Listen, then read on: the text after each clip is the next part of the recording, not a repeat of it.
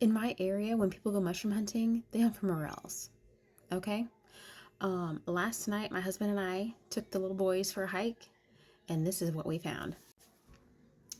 Golden oysters. Golden oysters. Wild. Those clusters were like this big each. There were 3. We brought them home. We were at a friend's property. She told us, if you find any mushrooms, just share them. Well, we found mushrooms, but we did not find the mushrooms she thought we were going to find. And when we brought these back to her house, she was like, can I eat them? And we were like, yes. She did not believe us. She took a little bit reluctantly, and we kept the rest. Look at this. Look at this. Would you just take a look at that? And would you just look at this? Just look at it. Heavens to Betsy. We have some oyster mushrooms. So I have decided I'm going to fill up this food dehydrator with these mushrooms. I'm going to dehydrate them. What's really cool about mushrooms is that when you dehydrate them, you know, they lose a lot of their size. They lose a lot of their size, and to reconstitute them, you just pour boiling water over them and let them sit for 20 to 30 minutes, and there you have mushrooms again. So simple. I add them, sir. I add them to like pasta dishes.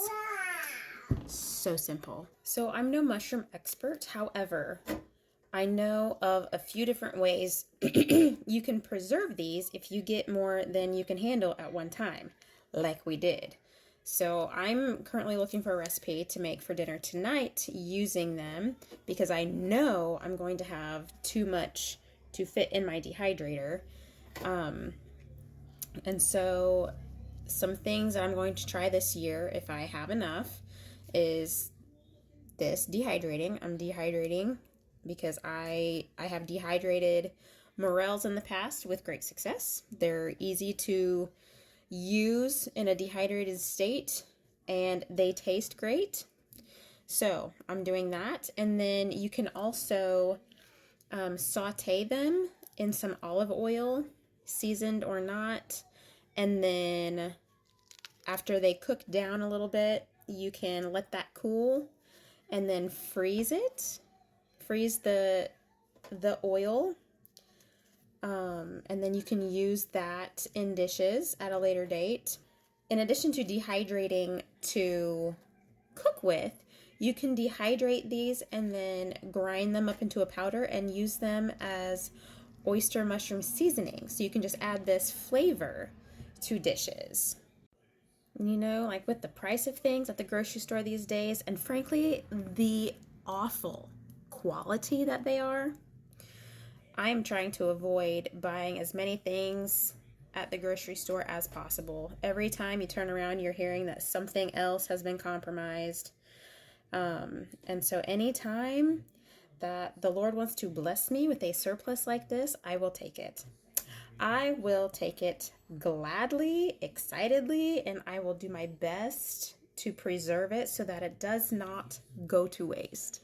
One note I want to make is that these stems, at least on this one, they're really thick, and so I'm just trying to pull them apart in half so they don't take so long to dehydrate. If you leave them all together, you might have to take all the top parts out of the dehydrator and then put these back in. Whereas if you just go ahead and split them in half, I'm hoping that they will dehydrate at about the same rate, so I don't have to do multiple rounds in the dehydrator.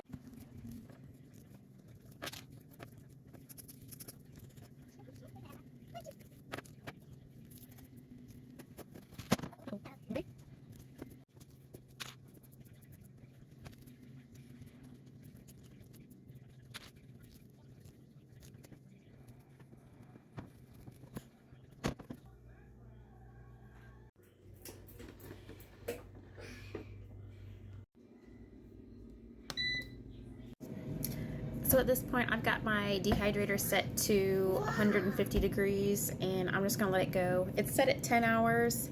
I don't know if it's gonna need that long. If it doesn't, I'll turn it off. So this is what I have left. I'm just gonna cook some of this up for dinner tonight and then saute the rest up to put in the freezer. Oh. So if you have any good ideas for preserving a large haul of mushrooms, do let me know. I'm really interested.